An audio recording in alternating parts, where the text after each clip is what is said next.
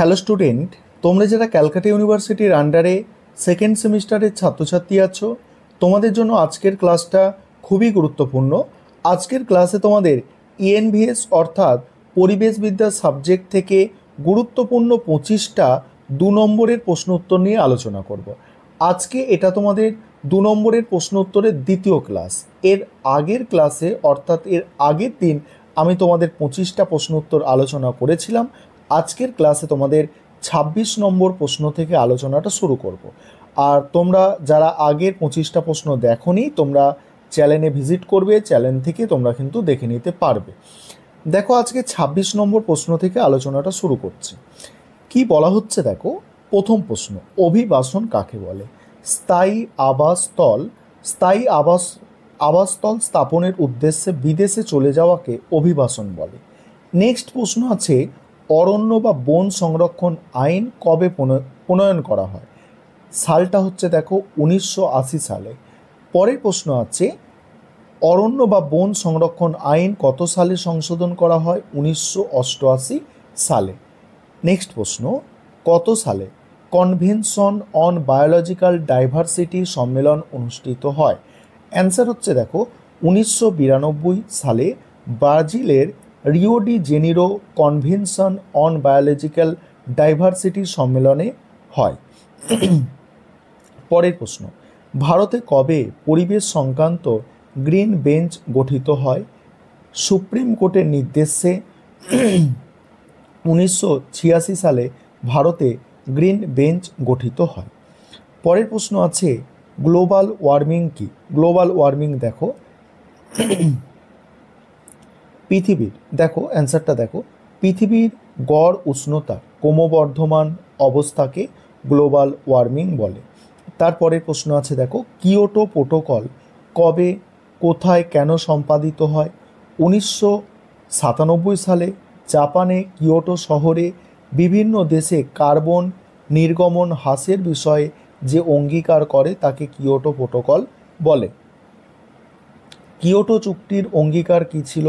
Kyoto চুক্তিতে বলা হয় 1990 সালে যে দেশ যে পরিমাণ কার্বন নিঃসরণ করত 2004 থেকে 2012 সালের মধ্যে তার 5.2% হ্রাস করবে, অর্থাৎ 5.2% হ্রাস করবে। পরের প্রশ্ন আছে, মল্টিক চুক্তি কী? ওজোন স্তরের ক্ষয়ের কারণে বিশ্বব্যাপী পরিবেশ সম্পর্কিত উদ্বেগ তৈরি হয়। এই উদ্বেগ নিরসনের জন্য 1987 সালে কানাডার মল্টিক শহরে যে বিশ্বের বিভিন্ন দেশে মিলিতভাবে অঙ্গীকার বা চুক্তি সম্পাদন করে তাকে মল্টিক চুক্তি বলে। পরের প্রশ্ন, স্টকহোম সম্মেলন কত সালে অনুষ্ঠিত হয়? 1972 সালে। পরের প্রশ্ন, নর্মদা বাঁচাও আন্দোলনের দুজন নেতৃত্বের নাম লেখো। দুজন নেতৃত্ব হচ্ছে বাবা আমতে আর হচ্ছে মেধা পাটেকর। পরের প্রশ্ন আছে, চিপকো আন্দোলন কাকে বলে? অ্যান্সারটা আলোচনা করব এবং পরের গুরুত্বপূর্ণ প্রশ্নগুলোও আলোচনা করব। তার আগে একটা বিষয় তোমাদের বলার আছে যে তোমাদের জন্য স্টাডি মেটেরিয়াল তৈরি করা হয়েছে। তোমরা যদি কেউ স্টাডি মেটেরিয়াল পারচেস করতে চাও সেক্ষেত্রে তোমরা এই নম্বরে যোগাযোগ করতে পারো, 9123005218। এই নম্বরে তোমরা যোগাযোগ করে স্টাডি মেটেরিয়াল পারচেস করতে পারো। চলো তোমরা পরের প্রশ্নের উত্তরগুলো দেখে নাও। পরের প্রশ্নটাই আছে, চিপকো আন্দোলন কাকে বলে? অ্যান্সারটা দেখো, চিপকো আন্দোলন হলো 1970-এর দশকে উত্তরাখণ্ডে শুরু হওয়া একটি পরিবেশগত আন্দোলন, যেখানে স্থানীয় নারীরা গাছ কাটার প্রতিবাদে গাছকে আলিঙ্গন করে অর্থাৎ জড়িয়ে ধরে আলিঙ্গন করে রক্ষা করেছিল।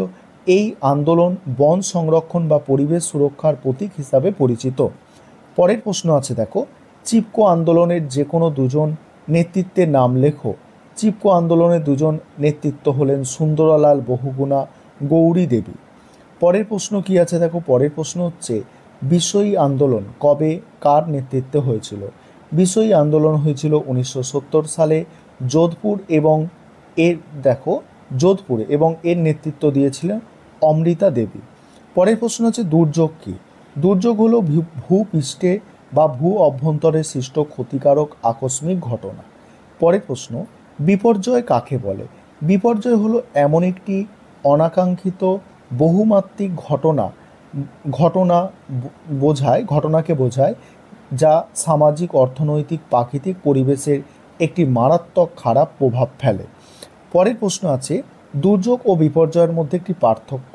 দুর্যোগ অল্পস্থায়ী হয় কিন্তু বিপর্যয় দীর্ঘস্থায়ী হয়। তারপরের প্রশ্ন, মনুষ্যসৃষ্ট বিপর্যয় কি? মনুষ্যসৃষ্ট বিপর্যয়, যে বিপর্যয় সৃষ্টির মূল কারণ হলো মানুষের দক্ষতার অভাবে, মানুষের ক্ষুদ্র স্বার্থ, রাজনীতির লোভ, সেই বিপজ্জনক ক্ষতিকর ঘটনাগুলি হলো মনুষ্যসৃষ্ট বিপর্যয়, যেমন পারমাণবিক বোমা বিস্ফোরণ।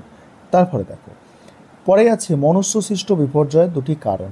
মনুষ্যসৃষ্ট দুটি বিপর্যয়ের কারণ হলো, এক হচ্ছে দেখো নিয়ম না মেনে জলাশয় বুঝিয়ে দেওয়া, দুই হচ্ছে অনিয়ন্ত্রিতভাবে গাছ কাটা। ভোপাল দুর্ঘটনা কত সালে হয়েছিল?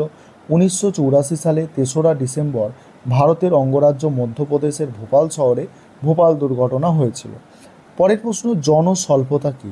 কোনো একটি দেশে উপস্থিত প্রাকৃতিক সম্পদের তুলনায় জনসংখ্যা কম হলে সেই অবস্থাকে ওই দেশের জনস্বল্পতা বলে।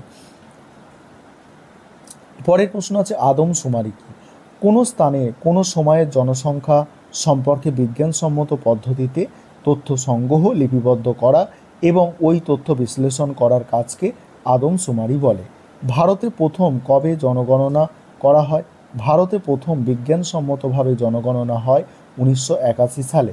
তারপরের প্রশ্ন, নর্মদা বাঁচাও আন্দোলনের কারণ কী ছিল? নর্মদা বাঁচাও আন্দোলনের কারণ দেখো, নর্মদা নদীতে দুটি বড় বাঁধ এবং অনেকগুলি জলধারা নির্মাণের পরিবেশগত ক্ষতি, আদিবাসী মানুষের জীবিকা ও সম্পত্তির হানি, জীববৈচিত্র্য, অরণ্যের বিনাশ ও মানুষকে উপযুক্ত ক্ষতিপূরণ দেওয়ার অভাবের বিরুদ্ধে নর্মদা বাঁচাও আন্দোলন গড়ে উঠেছিল। পরের প্রশ্ন কি আছে দেখো, সাইলেন্ট ভ্যালি আন্দোলন কেন ঘটেছিল?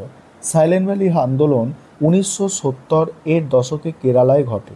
এটি পরিবেশবাদী আন্দোলন ছিল যা সাইলেন্ট ভ্যালিতে একটি জলবিদ্যুৎ প্রকল্পের বিরুদ্ধে গড়ে উঠেছিল।